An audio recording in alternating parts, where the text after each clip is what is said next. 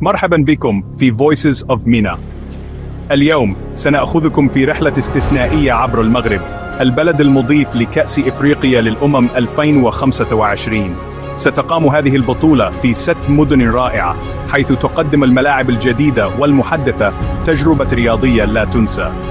دعونا نستكشف معا هذه الوجهات الساحرة ونلقي نظرة على الملاعب التي ستستضيف هذا الحدث القاري.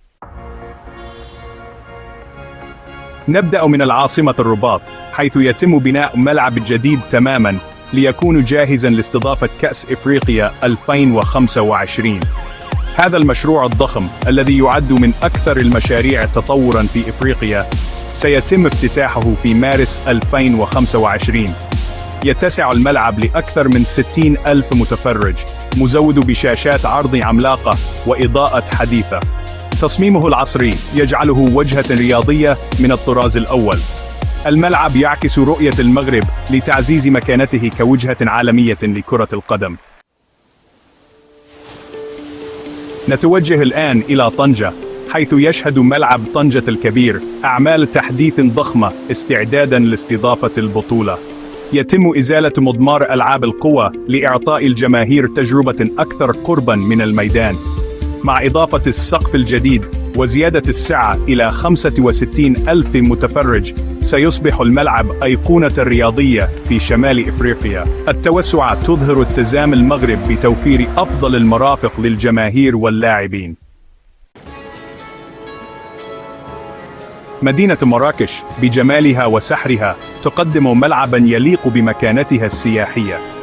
ملعب مراكش يعد من بين الأفضل، حيث يتميز بسعته الكبيرة التي تصل إلى 45,000 متفرج. البنية التحتية المثالية والخدمات المتطورة تجعل هذا الملعب وجهة مفضلة للمباريات الكبرى. في قلب مدينة فاس يحتل ملعب فاس الكبير مكانة خاصة.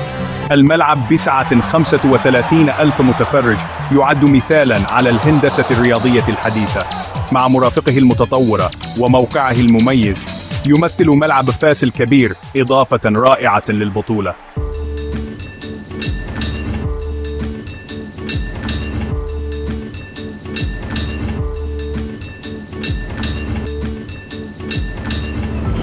أخيراً نصل إلى مدينة أكادير، حيث يعد ملعب أدرار رمزاً للجمال والإبداع الهندسي. بسعته البالغة 45,000 متفرج، يوفر الملعب تجربة فريدة للجماهير.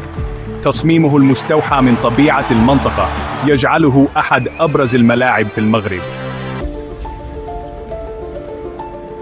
هذه الملاعب ليست فقط أماكن رياضية، بل رموز للإبداع والطموح. ما هو ملعبكم المفضل؟ شاركونا آرائكم في التعليقات.